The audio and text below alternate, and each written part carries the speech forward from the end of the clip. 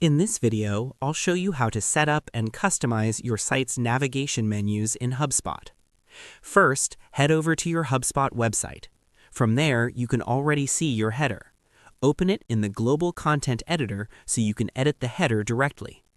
Once you're in the editor, click on your header, then click again on your navigation menu to open its settings. You'll see your navigation menu options here, and this is where your menu is managed. Click on the drop-down menu and you'll see that it's currently set to the default menu. If you want to customize it, you can click on Edit or create a new menu. From here, you can add links as well as pages that you want to appear in your navigation.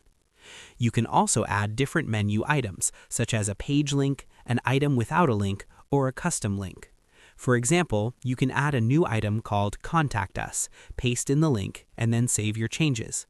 Once you're done, the navigation menu will be updated on your site. That's it for this tutorial. Thanks for watching, and I'll see you in the next one.